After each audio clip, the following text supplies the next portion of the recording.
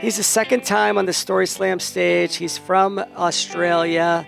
He lives in Wilmette. Thank you for gracing our stage again. Romeo VanBuiten, please. Louder. My wife always says that I can't take a selfie, so there's proof that I cannot take a selfie. How are you all doing? Nice. All right, last time, like you said, my story was a little sad about suicide of a friend, so today I decided to make it a little bit more upbeat.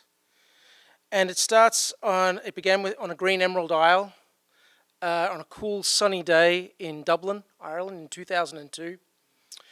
Had the opportunity to go there and admire Ireland and meet someone who is with us here tonight. And some of you may or may not know this story, and you've heard her version, and now it's time for the truth. So, as you know, for those of you that don't know me, I'm Romeo. I'm from Melbourne, Australia originally, and I could normally tell you a story about living in a sunburned country, snake attacks, shark sightings, nearly drowning in 8-foot swell. But I'd rather tell you a story about something else, about two mates traveling through Europe together, trying to drink women, and drink beers. But it worked out completely different. July 13th, 1985 was the day that I fell in love with U2. I stayed up late one night watching Live Aid from Wembley with my uncle and saw U2 perform, and I was instantly a fan and still am today. So when the opportunity arose to travel around Europe with a friend and drive around, I begged him, Nate. I demanded that we needed to go to Dublin, to Windmill Lane, to their recording studios. So after traveling through France, Belgium, Germany, Holland, there's another story about one of the craziest nights in Amsterdam that I'll get to one time. We found ourselves on a ferry going from Scotland to Northern Ireland, and it took us about a week to head down from Belfast to down the coast to the home of U2, the birthplace of Guinness, and to the famous Temple Bar. We left our hostel the next day, called Cassidy's Hostel, the dirtiest, dingiest place you could ever imagine. Walked through the streets of Dublin, went through Trinity University, down the famous docklands of the River Liffey, until we came to Windmill Lane. The recording studios were actually really easy to find once there, because it was just the brick building absolutely covered in graffiti with U2 all over it, a stairwell up to the side with a nondescript steel door covered in signatures of fans like ourselves who had been there before. So after we signed our names on the door and then took photos with security after they politely asked us to leave because we were trespassing, we went to the famous Dockers Bar that was also made famous by U2 when they won an award one night on MTV Awards, and Phil Collins beamed in via satellite, and they won their award while they were stone-hammered drunk just like we were.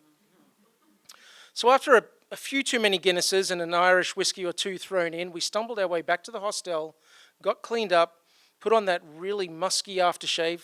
Ladies, you know what I'm talking about. And we decided to head out into Dublin, into Temple Bar, to see if we could find ourselves an unlucky Irish lass so that we could get lucky. After a few hours, we found ourselves in the very famous Red Pub of Temple Bar, and I heard an American accent ordering 2 drinks at the bar. I turned around and saw her walk back to a table with a guy who was wearing a Dublin City jersey, so I obviously took him as a local. And I thought, you know what, there is no way she is on her own with him. So I said to Mark, I'll guarantee more girls are going to show up. And within a few minutes, sure enough, a whole bunch of American girls did. And then that's when I heard that cackle, contagious, joyous laugh that most people in this town know. I turned around and saw the cutest face with the brightest of blue eyes and an amazing smile. I had to go over and introduce myself. I will honestly admit there was a few whiskeys in me at that point, so it was, easily done. And after a few minutes of the basic introductions, didn't take that long for her to start taking the piss or making fun of me. Like, oh, sit next to me, you old man, let your weary knees, rest them up. Or, you can never dance like that again in public. We spent all night together, and made plans to stay connected via email because she said that she had exams coming up, and she, said after the exams are done, we're going to have a pub crawl. You should come along and join. So I said, sure, not a problem. In the meantime, my friend Mark went back up north to Dundalk to visit a girl that he had met a year before in Sydney. So I was flying solo in Dublin, did the touristy things, wandered around, waiting for that email.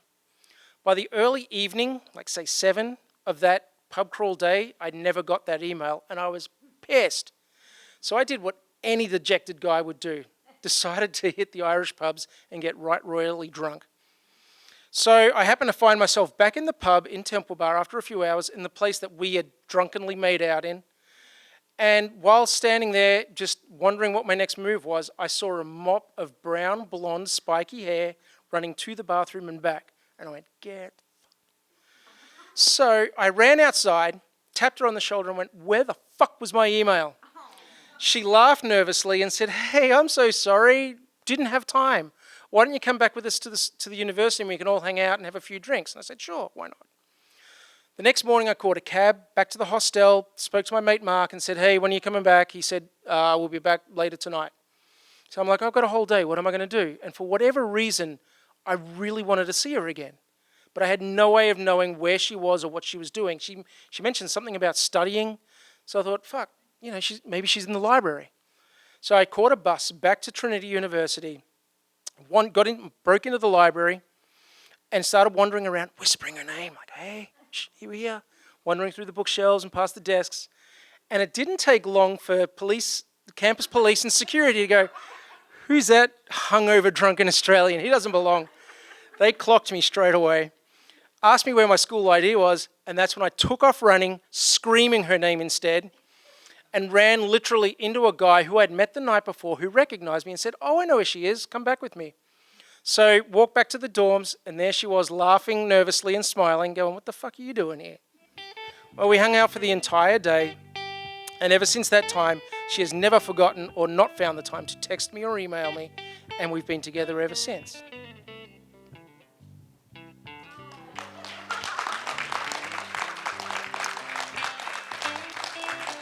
So firstly, I also want to thank all the people here for attending and listening to my happy story for a change.